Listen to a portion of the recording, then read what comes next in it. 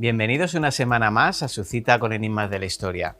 El programa de hoy yo creo que les va a gustar, traemos un tema bastante interesante y no se pierdan en el final la historia de crímenes con Daniel Brun. Así que no les entretengo más, empezamos otro Enigmas de la Historia.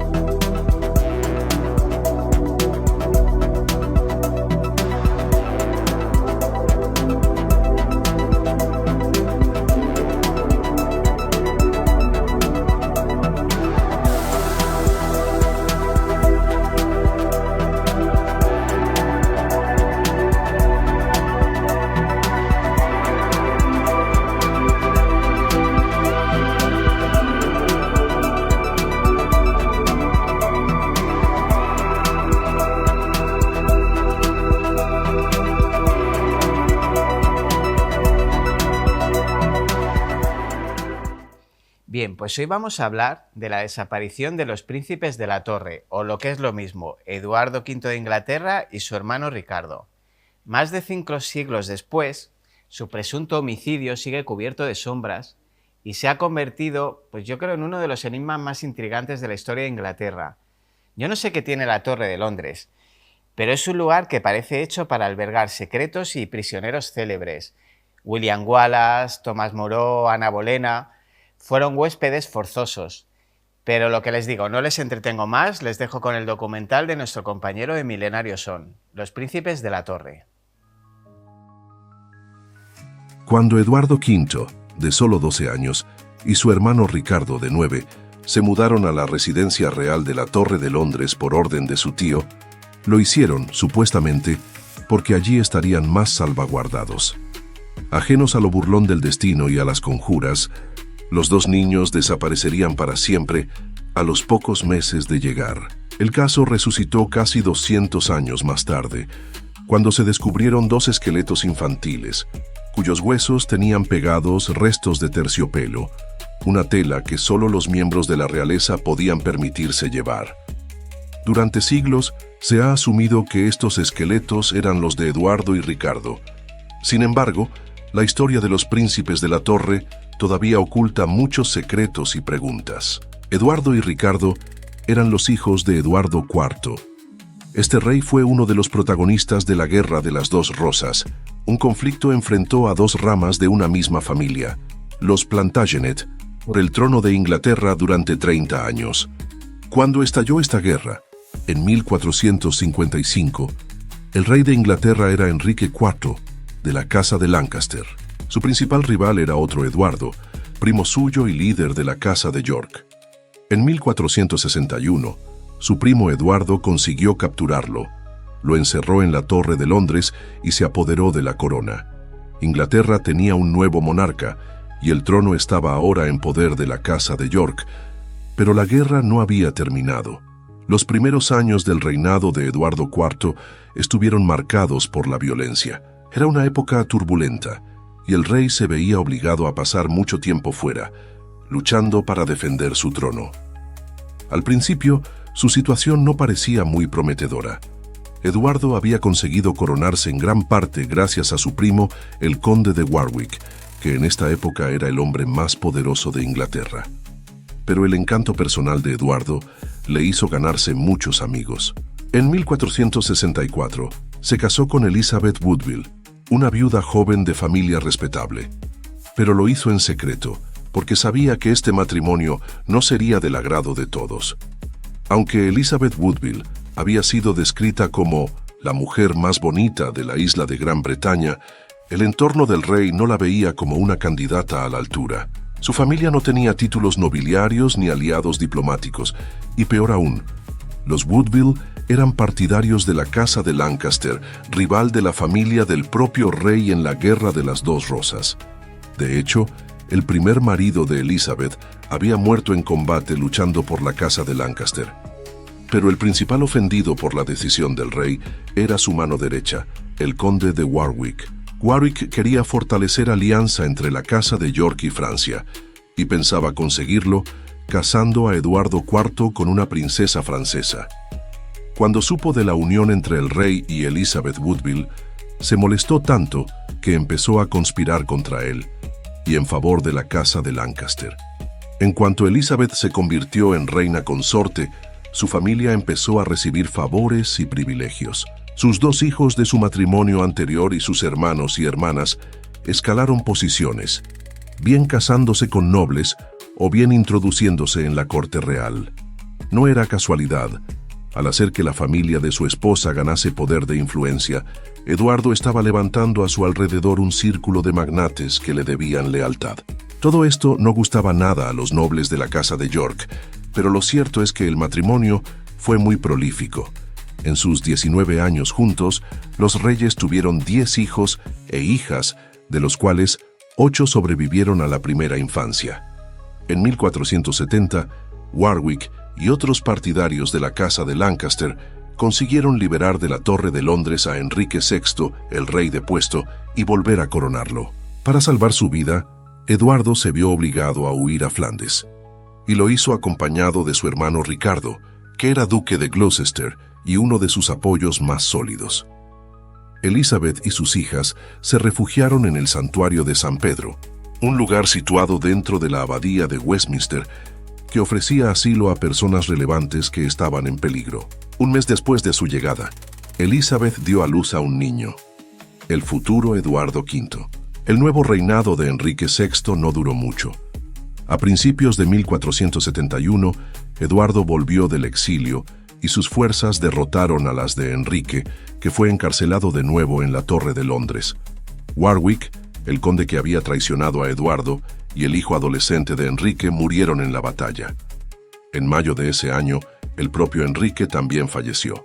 Aunque al principio se dijo que había muerto de melancolía, poco a poco empezaron a surgir rumores de que había sido asesinado por agentes de Ricardo, el hermano de Eduardo. Al morir, Enrique se extinguió la Casa de Lancaster, así que Eduardo tenía vía libre para recuperar el trono de Inglaterra para la Casa de York y reforzar su posición. Además, ahora tenía lo más importante para un rey, un heredero varón. Eduardo IV era el rey de Inglaterra de nuevo, y su hijo recibió el título de Príncipe de Gales. El príncipe se crió en el castillo de Ludlow, cerca de Gales, bajo la supervisión de su tío Lord Rivers, que era hermano de Elizabeth y la mano derecha del rey. Eduardo IV tenía un plan muy específico para preparar a su heredero. Quería que el príncipe tuviese una educación equilibrada, con tiempo para estudiar y también para jugar y disfrutar de sus perros y caballos.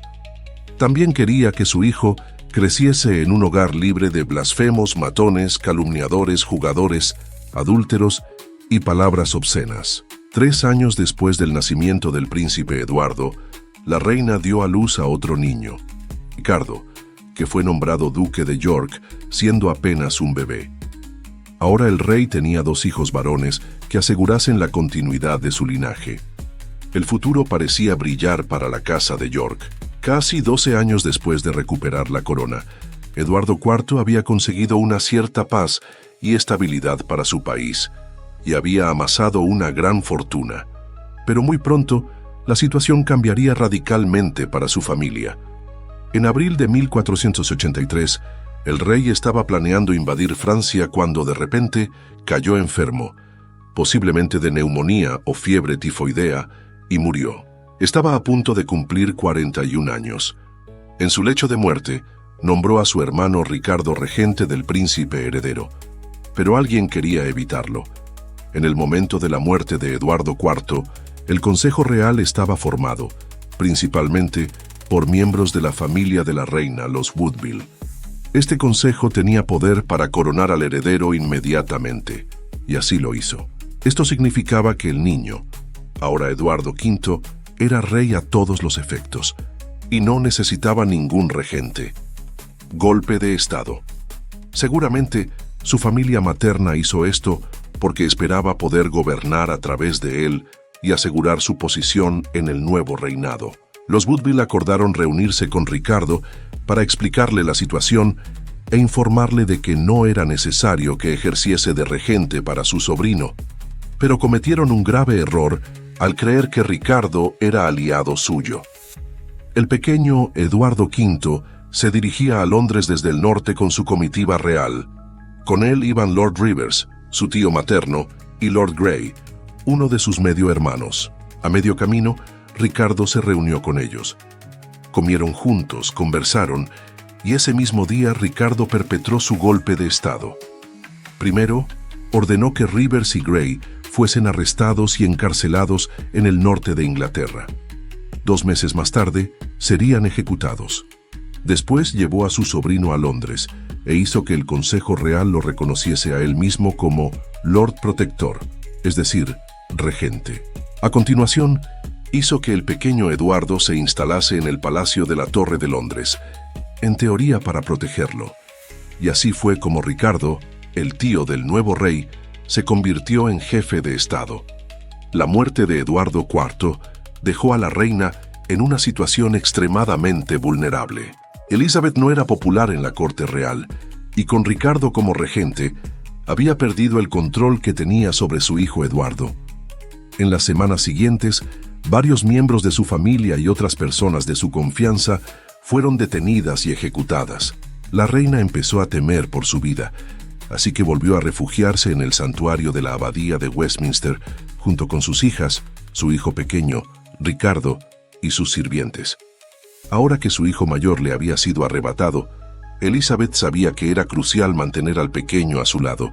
Como heredero potencial de la corona, Ricardo era su seguro de vida. Pero esto estaba a punto de cambiar. La hostilidad de Ricardo hacia la familia Woodville era relativamente comprensible. Él pertenecía a la casa de York y ellos habían defendido a la casa de Lancaster. Él descendía del rey Eduardo III y ellos acababan de introducirse en la nobleza.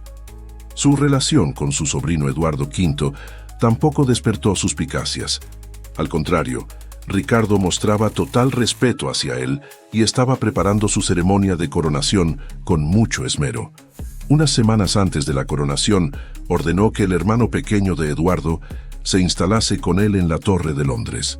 Esta decisión tampoco generó dudas sobre sus intenciones. Los 2 niños eran jóvenes y vulnerables. Era crucial garantizar su seguridad y allí estarían protegidos. Además, era común que los reyes se alojasen en la Torre de Londres antes de su coronación, y el regente dijo que quería asegurarse de que el pequeño Ricardo asistiese a la coronación de su hermano. La que sí se alarmó fue la madre de los niños. Temiendo lo peor, Elizabeth intentó evitar que la separasen de su hijo pequeño también, pero no pudo hacer nada al respecto. En la primavera de 1483, Ricardo fue trasladado a la Torre de Londres para vivir allí con su hermano. Su madre no volvería a verlo nunca más. Todo estaba a punto para la ceremonia de coronación de Eduardo V. La fecha elegida era el 22 de junio, poco más de 2 meses después de la muerte de su padre, y Londres se preparaba para la gran ocasión. Pero iba a haber un cambio de última hora. A mediados de junio y sin previo aviso, el Parlamento declaró a los niños hijos ilegítimos de Eduardo IV. El motivo oficial de esta decisión era que, al parecer, cuando el difunto rey se casó con Elizabeth Woodville, estaba prometido en matrimonio con otra mujer, Lady Eleanor Butler. En aquella época, la promesa de matrimonio era vinculante. Por tanto, la unión entre Eduardo y Elizabeth no era válida, y todos sus hijos e hijas eran ilegítimos. Esto significaba que el siguiente en la línea de ascenso al trono era Ricardo. Ricardo reclamó públicamente su derecho a ocupar el trono de Inglaterra, y el 26 de junio lo usurpó. La coronación que estaba preparando para su sobrino era en realidad para él, y el 6 de julio su esposa Anne y él se convirtieron en los reyes de Inglaterra. Tras la coronación del nuevo rey, Ricardo III, nunca más se supo de sus sobrinos, Eduardo y Ricardo. La última referencia a ellos se encuentra en una crónica del 16 de junio de 1483, que cuenta que los niños del rey Eduardo fueron vistos disparando flechas y jugando en el jardín de la torre varias veces.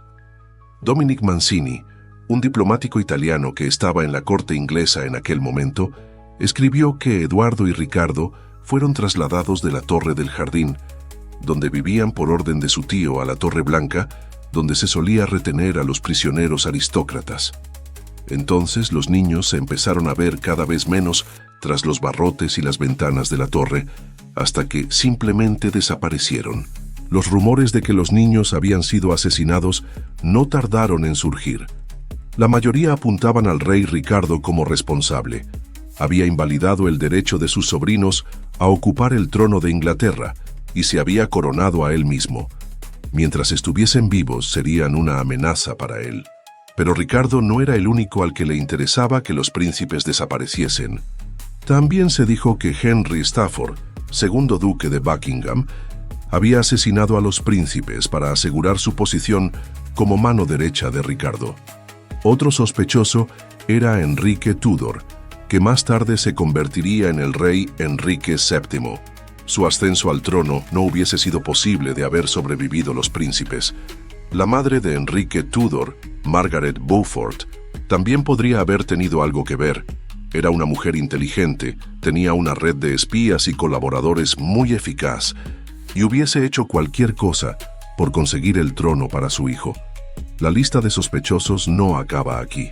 Los rumores de que Ricardo había hecho asesinar a sus sobrinos corrían por todo el reino, pero nadie se atrevió a acusarlo de asesinato abiertamente. Ni siquiera Elizabeth, la madre de los niños. Con el tiempo, ella y su familia se reconciliaron con Ricardo. Lo reconocieron como rey y a cambio él les permitió dejar el santuario y se encargó de su manutención. A pesar de sus sospechas, lo cierto es que Elizabeth estaba en una posición demasiado débil como para no hacer las paces con su cuñado. No tuvo más remedio que pasar página para salvar al resto de su familia. Ricardo tenía grandes planes para su reinado, pero no tuvo tiempo de implantarlos. Se presentó como un monarca reformista comprometido con la justicia, la moralidad y el buen gobierno. Pero se encontró con una oposición demasiado fuerte. Las muertes de su hijo y de su esposa debilitaron su posición todavía más. Para reforzarla, planeó casarse con su sobrina Elizabeth de York, la hermana mayor de los príncipes de la Torre. Esta idea no gustó nada a sus partidarios y sus enemigos de la casa de York, muchos de ellos exiliados en Francia, solo pensaban en derrocarlo. En 1485, su principal rival, Enrique Tudor, invadió Inglaterra con un ejército de mercenarios franceses y escoceses y aplastó al de Ricardo. El rey usurpador murió a los 32 años, defendiendo su reino con sangre. Su oponente fue coronado como Enrique VII y se casó con Elizabeth de York. La unión de Enrique, que descendía de la casa de Lancaster, y Elizabeth, que pertenecía a la casa de York, puso fin a la Guerra de las Dos Rosas y dio paso al nacimiento de la dinastía Tudor. Durante siglos, los historiadores se han preguntado cuándo decidió Ricardo usurpar el trono de Inglaterra y por qué lo hizo. ¿Estaba cegado por su ambición o realmente creía que era su deber proteger el trono de la influencia de los Woodville?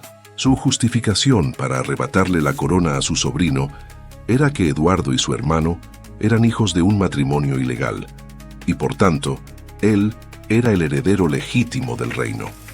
Puede que fuese cierto que Eduardo IV estuviese prometido con Lady Eleanor Butler, pero esto nunca se pudo demostrar. Cuando Ricardo denunció el matrimonio del rey como nulo, Lady Eleanor ya había muerto. No podía corroborar la historia y no hay pruebas fiables de que fuese cierta. Curiosamente, y según la ley de la época, esto no hubiese invalidado el derecho a reinar de Eduardo V necesariamente. En general, los historiadores ven muy probable que la excusa del matrimonio nulo del rey fuese simplemente una invención de Ricardo para justificar su usurpación del trono. La propaganda difundida por los enemigos de Ricardo III lo describió como un asesino de niños inocentes al estilo de Herodes. Un tirano incestuoso dispuesto a utilizar a su propia sobrina para mantenerse en el poder.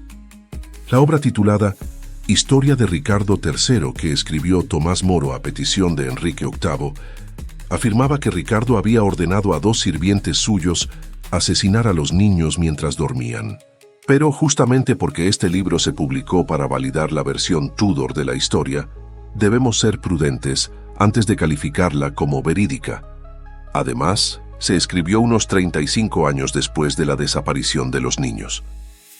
Shakespeare también retrató a Ricardo como un villano en su obra Ricardo III, pero no debemos olvidar que Shakespeare escribía para complacer a la reina Isabel I, nieta de Enrique Tudor, el gran enemigo final de Ricardo III. Por otro lado, los defensores de Ricardo se recrearon en sus virtudes, presentándolo como un buen marido, un cristiano devoto, un súbdito leal y un rey comprometido con el buen gobierno. Pero ¿quién era Ricardo III realmente? La respuesta está en un punto medio del camino, trazado entre unos y otros. Según los historiadores, Ricardo poseía las cualidades que se esperaban de un rey medieval. Era valiente, generoso, buen líder militar y administrador competente. Era un rey eficiente, y para eso tenía que ser carismático, elocuente, persuasivo, ególatra, interesado y, si era necesario, despiadado. Pero Ricardo reinó en una época convulsa y no calculó bien sus propias posibilidades. Por más que fuese un rey capaz, lo cierto es que usurpó el trono a su sobrino cuando éste era demasiado joven para luchar por él, y por más que desease ser un buen gobernante para sus súbditos, se hizo con la corona de Inglaterra a base de anteponer su propio interés al de todos los demás. En cuanto a los niños, es indiscutible que Ricardo los tenía bajo su poder, que decidió ocultar su destino, fuese cual fuese, y que su desaparición le benefició. Sus defensores han argumentado que, si los niños eran ilegítimos, él no tenía motivos para matarlos, porque no suponían una amenaza para él. Pero la jugada del matrimonio nulo ya era dudosa cuando Ricardo la utilizó. Y está claro que los príncipes se volverían más peligrosos con los años. Pasarían de ser utilizados en intrigas a ser intrigantes ellos mismos. Es razonable que Ricardo pensase que, como tantos otros antes que ellos, sus sobrinos tenían que ser eliminados. En 1674, el rey Carlos II ordenó la demolición de parte del Palacio Real de la Torre de Londres. Fue entonces cuando aparecieron los esqueletos. Bajo la base de una escalera, a unos 3 metros bajo tierra, los obreros que trabajaban allí encontraron un baúl de madera. El baúl contenía unos huesos que, por su tamaño, se creyó que eran de 2 niños. Los esqueletos se exhibieron durante los 4 años siguientes y se convirtieron en una especie de reclamo turístico, hasta que el rey ordenó su sepultura en la abadía de Westminster. En 1933 fueron reexaminados mediante técnicas forenses. Las pruebas dictaminaron que efectivamente pertenecían a 2 personas de entre 10 y 12 años. Curiosamente, los huesos del propio Ricardo III se encontraron siglos después de su muerte. Su lugar de sepultura era un misterio. Solo se sabía la zona aproximada donde había caído en la batalla y que lo habían enterrado con poca ceremonia. En 2012, un grupo de arqueólogos que excavaba en un aparcamiento de Leicester, en Inglaterra, encontró un esqueleto con señales de herida mortal y escoliosis, un problema que Ricardo sufría. Las pruebas forenses identificaron el esqueleto como el de Ricardo III.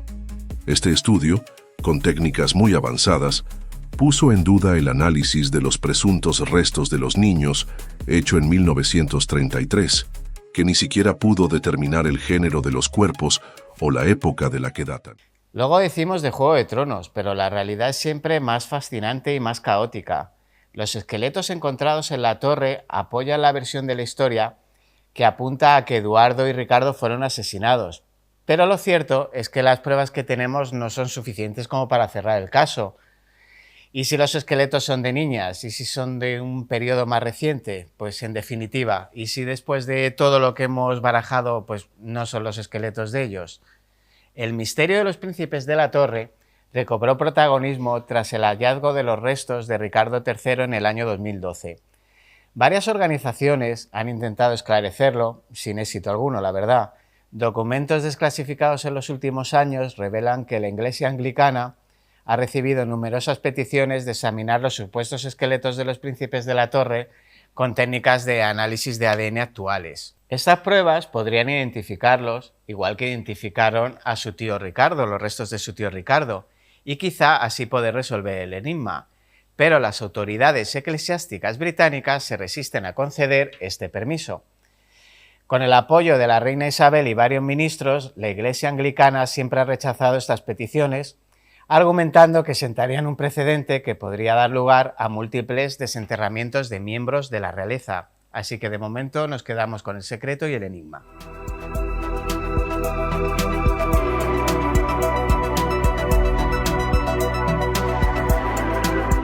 La editorial Esqueleto Negro nos trae estos 4 fantásticos autores, que son de estos 3 libros que veis aquí, más el que está aquí detrás mía en la pantalla. Y yo os recomiendo que no os perdáis ninguno de los programas, porque la verdad que las entrevistas han quedado muy chulas. Y por supuesto que entréis en la web de Esqueleto Negro y echéis un vistazo, que aparte de estos 4 libros tienen un catálogo súper extenso. Esqueleto Negro, y aquí os dejo las portadas de estos 4 libros.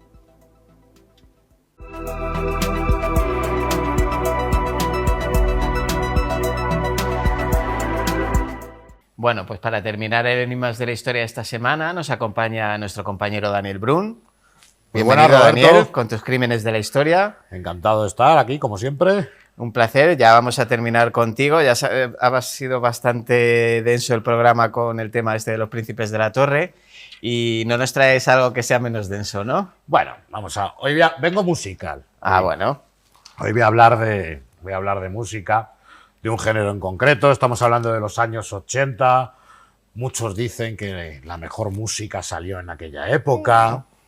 Bueno. Grandes éxitos, ¿no? Tuvo bastante relevancia. Fue muy comercial. Fue muy comercial. Bueno, pero lo de hoy no va a ser comercial. No, hoy nos vamos a tirar hacia el underground de la música. Vamos a ir a un subgénero de un género que tampoco es que fuera el más famoso, pese a que tenía sus representantes, como puede ser el hard rock, el heavy metal, sí. Pero vamos a ir quizá a una de sus vertientes más oscuras. Nos vamos a ir a 1984 y vamos a empezar a hablar de black metal. Ahí en nada. ¿Qué es el black metal para el profano? El black metal para el profano hay que decir que es una música más dura que el heavy, con una producción de lo-fi, no hay una producción grande, incluso si se puede grabar todos los instrumentos a la vez. O sea, crudeza. Exactamente, voces tanto guturales como agudas, en plan chillido, sí. Baterías infernales, temática oscura, temática sobre el demonio, temática sobre la brujería. Y bueno, luego ese estilo se iría puliendo, hoy lo iremos viendo, puliendo hacia temas de imperios, temas de paganismo, sí. Y temas de recuperación de identidad nacionalista. O sea, puede sonar un poco raro, pero para explicarlo así, en grandes dosis. Hay que decir que uno de los mayores representantes fueron Mayhem, que fue una banda que, bueno, se forma en 1984. Teníamos a su guitarrista Euronymous, teníamos a Necrobatcher en el bajo y teníamos a Mannheim a la batería. Pero hay que decir que, bueno, ellos siempre desde el lado underground, desde Noruega, pequeños conciertos, era un movimiento que se estaba pues empezando a fraguar. No a un nivel súper famoso, pero sí, pues poquito a poco. Sí, pero era un público minorista, pero muy fiel, ¿no? Estaba surgiendo una subcultura, una subcultura bastante grande. 1988, entonces viene Death, que es su cantante, el cual pues aporta algo más al grupo.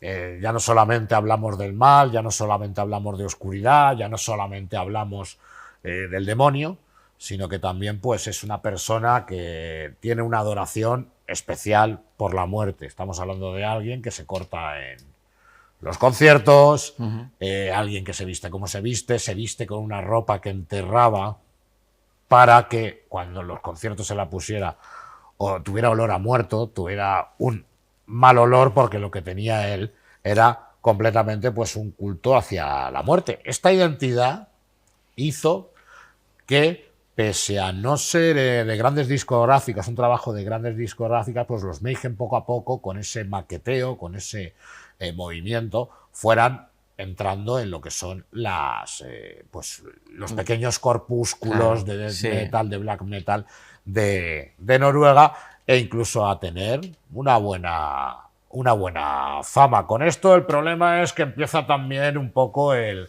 salirse ya del personaje o meterse más en el personaje. Sí, las idas de olla, ¿no? Y ya no estamos hablando solamente de esa automutilación, no estamos hablando ya tampoco incluso de ciertos crímenes que hacen, sino que ya estamos hablando de la profanación de tumbas y estamos hablando también de la quema de iglesias. Todo para mostrar pues un rechazo a la cultura cristiana, un rechazo a esa cultura que según ellos pues había tapado sus grandes dioses, había tapado sus grandes conquistadores, sus grandes guerreros, puesto que ellos apostaban un poquito más por lo que era el tema nórdico, ¿no? Ese tema vikingo, ese tema nórdico. Y bueno, digamos que todo esto se puede llevar así, vemos un grupo de fans, un grupo de... Pero vamos a llegar a Death, al cantante, que cierto día, pues, alguien tan adorador de la muerte, pues no podía acabar de otra manera. A viejo no iba a llegar, ¿no? Y desde 1900, si no me equivoco, 88, o sí, no, bueno, miento, en 1991, decide suicidarse. Él vivía en medio de la montaña, típico bosque negro de estos de sombrío, oculto, sin luz. Y él vivía ahí y el caso es que decidió suicidarse. Madre Dios. Dejémoslo ahí. ¿Cómo se puede alimentar más el morbo de esto? Pues Euronymous, que vivía con él, empieza a hacerse unas fotos con el cadáver, empieza a recolectar trozos del cráneo que han saltado por ahí. ¿Se pegó un tiro? Sí, se pegó un tiro y empieza a recolectar esos trozos de cráneo. Y bueno, siempre se ha dicho, no sé hasta qué punto es verdad, yo no la he visto, pero sí se decía que la maqueta que habían sacado en Japón era Euronymous con Death, con la cabeza completamente abierta, con la cabeza volada, que es con lo que sacaron Normal que no había redes. La maqueta, justo, estamos hablando de una época sin redes, estamos hablando de una época en las que tiene que entender la gente que este tipo de discos, cuando encima, si ya los discos de una discográfica eran bastante difíciles de pasar de mano en mano, acuérdate que no se meta con nosotros Ramoncín, ¿no? Pero cuando yo te daba una cinta de 90 y te decía, bueno, me grabas el disco y lo que sobre me metes las canciones que tú quieras.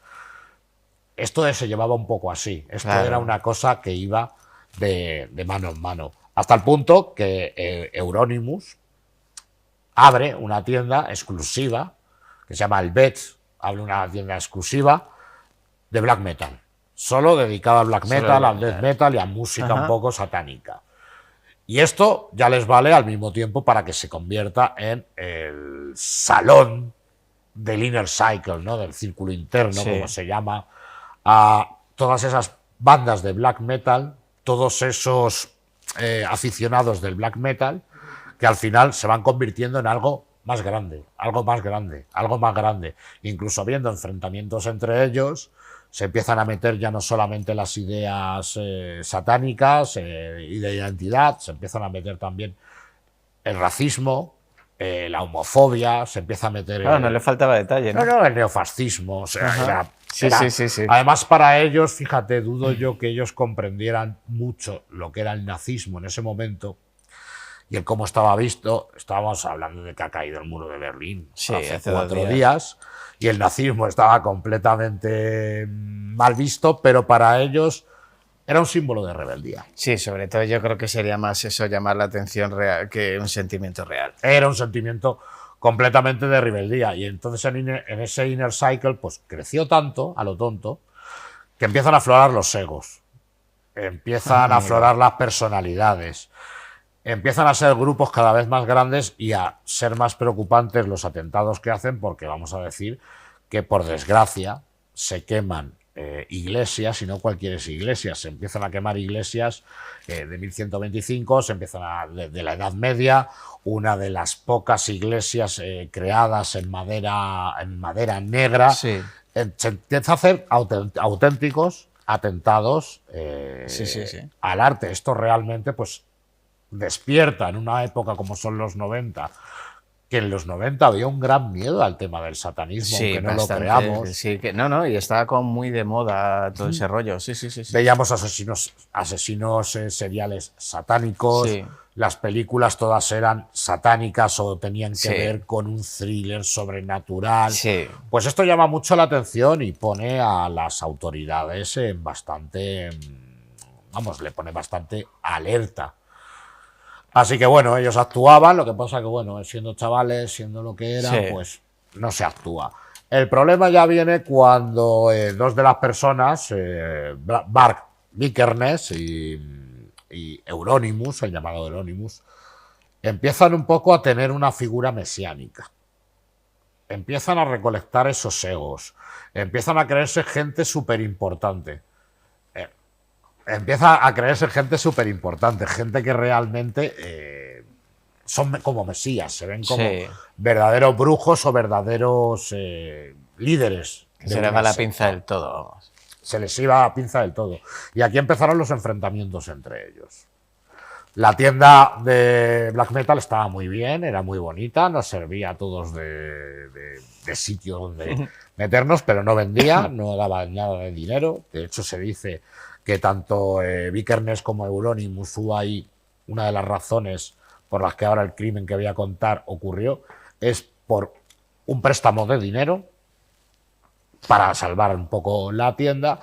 Y hay que decir que, bueno, que llega la fatídica noche del 10 de agosto de Sí, al final 1993. eran más materialistas que otra cosa, como todos, ¿no?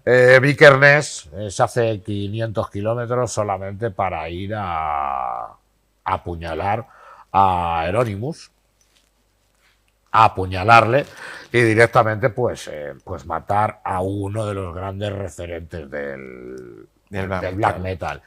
Vikernes es encarcelado. No pasa nada porque antes de ser encarcelado ya él sacó su propio disco. Hay que decir que este señor luego empieza a actuar él mismo como Burzum, empieza a meter música folk pagano, noruego, con un teclado. Vaya batiburrillo, ¿no? Sí, y desde la cárcel, de hecho, él siguió escribiendo, escribiendo sus canciones. No, y vendería. Sí, a mí me gusta más Burzum que Mayhem, también te lo digo. A mí me gusta, me parece algo curioso. También date cuenta que, bueno, cuando estás en esa época escuchando esa música, tienes 14, 15 años, es el disco de alguien que está en la cárcel, claro, ¿no? Era un poco el... Bueno, a mí me gusta la música de Manson. De Manson, por ejemplo, de Charles Manson, no de Marilyn Manson. Exactamente. De Charles Manson. Es un poco el mismo, el mismo ejemplo, ¿no? Entonces, claro, esto luego ya el black metal, esta música se alimentó. Hablamos de estos como los más famosos o los más... Claro, pero esto retroalimenta un movimiento al final, porque es una, digamos, una declaración de principios toda esta movida, ¿no? Aunque fuera por pasta. Más de 20 puñaladas creo que me has puesto, ¿no? Sí, bueno, sí, fueron más de 20 puñaladas porque además fue en persecución, le iba dando... El otro iba huyendo y bueno, como no se quedaba quieto, pues... no ayudaba, ¿no? No ayudaba, pues el caso es que también... Hay gente que no se quiere morir, es que de verdad. También le mató. Con lo que le gustaba la muerte, fíjate. Claro, le mató. Y bueno, pues ahí quedó Mayhem como uno de los grupos más malditos, por así decirlo, con un suicidio. Luego entró otro vocalista, hay que decir que entró otro vocalista que también tuvo un intento de suicidio, o sea que... Sí. Pero ya este grupo no volvió a ser lo mismo. Luego han salido otros grupos, incluso entre este círculo interno, igual que te decía que hay grupos de black metal de ultraderecha. Yo he llegado a escuchar grupos de ultraizquierda, ¿no? Y colaborar en un mismo disco que luego las cosas terminaban fuera, ¿no? Era distinto. Vaya fantasía. Claro, entonces ahí ha habido un punto en el que a ver quién era más oscuro. Joder, me viene así a la cabeza el cantante de Emperor, otro grupo también alemán, el cual, pues bueno, también acabó en prisión, pues por apuñalar 14 veces a un tío, murió. Me suena también el cantante de Gorgoroth, que primero fue por apuñalar a un homosexual, segundo fue por violación. Entonces, o sea, Vaya pájaros, ¿eh? creo que en estos grupos hay luego el black metal comercial, que Sí, son chavales bueno, que sí, les gusta la al música, final es otra historia. que no hacen ningún daño, Ujú. pero hay que decirlo que en la parte de Noruega, Finlandia, Al final la oscuridad siempre vende Claro. una generación tras otra. y es verdad que hay gente muy chunga, gente muy dura o gente muy... Pero bueno, se ha convertido en un estilo que ahora ya, por suerte, se ha quitado ese... Claro, esta gente ya son sesentones, serán en Sí. su mayoría, o sea, los que queden vivos, claro, que quedarán bastantes además, porque Sí. bueno, si algo de dinero hicieron, Hombre, tendrán una vida acomodada. Mick Ernest, el que apuñaló a Euronymous, a día de hoy está alejado del black metal. Sí, a ver, al No final. sé qué es peor. Está alejado del black metal, reside en Francia, es youtuber, Ah, te enseña cómo disparar un arma, sí, que nunca sabes cuándo te va a hacer te falta enseña saberlo, claro. su filosofía y sus ideas, por supuesto, sus ideas Sí, extremistas. políticas extremistas y te enseña unas cuantas cositas que sí, claro, hay gente que digamos que es, Y ese es el, Peligrosa. el legado que dejan a las siguientes generaciones, ¿no? sí, por suerte ya se ha convertido en más una apariencia, ya se ha convertido más en un juego, simplemente como puede ser los Kiss o como puede ser. Sí. Y por suerte los chavales, dentro de que les guste el black metal, porque oye, yo voy a contarte un secreto, Robert, y lo voy a decir aquí. Cuenta. Yo a los 16 años yo estaba cantando en un grupo de black metal. No me digas. No quemé nada, ¿eh? No quemas A tu lo mejor un iglesia. peluche de Peppa Pig o algo de eso, pero eso ya, eso es distinto. Eso ha prescrito ya. Eso es distinto, ¿no? Porque tiene también su encanto. A ver, tiene su atractivo y porque al final todo esto se vuelve una marca de marketing, nunca mejor dicho. Totalmente. Es una pegatina de moda, una camiseta, un tal, un modo de vida para ser un rebelde y Claro. no tiene nada que ver con la realidad del principio del Y era el movimiento. marketing. Mira, yo me acuerdo también de un grupo que a mí me gustaba mucho. Me gustaba mucho. Brujería se llamaban directamente. Era un grupo mexicano que se presentaban como narcosatánicos. Ostras, Pedro. ¿Con qué pegaron el pelotazo? Pues pegaron el pelotazo con un disco que se llama Matando Güeros, en el cual la portada venía censurada. Ah. Tú cuando abrías el disco, si querías Sí. darle la vuelta a la portada, le podías dar la vuelta a la portada, porque era una mano, además en un acta policial, Sí. una mano levantando una cabeza de las vías, que había sido Hombre, cercenada. si quieres vender, no hay nada mejor que poner un Eso, censoide de un censurado. eso tú como joven, aunque no lo creas, es como música Sí, prohibida. sí, sí, es música. claro. Tengo ese disco en original, o sea, solamente tengo Solo ese por disco. eso. Solo Joder. solo por eso. Entonces quiero decir que también iba, pues, la era pre-internet funcionaba con Sí. el boca a boca y con los artículos de prensa y no tanto con lo visual de un vídeo o lo Claro. visual que se ve ahora. Y no sé qué tendería más al aumento, a la exageración de las cosas, si antes o ahora, las redes sociales o el boca a boca. No sé qué era peor, ¿eh?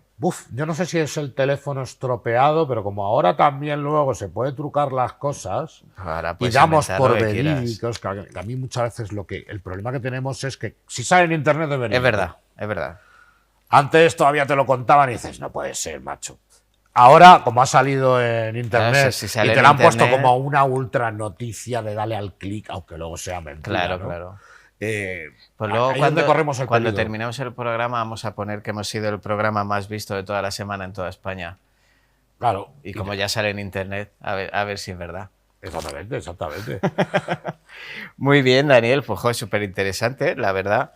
A ver, yo sabía que había mucho flipado detrás de todo esto, pero no, a ver, no sabía que llegaban a matar gente. Sí, y y cosas entre de ellos, esas. esto también funciona como mafias, beefs que tienen ciertos grupos con otros. Luego al final que te da, ¿cómo se dice? Te da reputación, ¿no? Ese tipo de historias. Digo, hostia, está matado, está en la cárcel. Es un poco, si te das cuenta, no dista mucho del movimiento de rap, que si quieres también podemos Sí, algún sí, día es que traer estaba pensando en ello ahora mismo, te lo juro. los movimientos del rap, de Sí, Biggie, ese rollo gángster, Claro. esa historia, tío. de lo que pasó con Biggie, lo que ha pasado Sí. con ciertos raperos.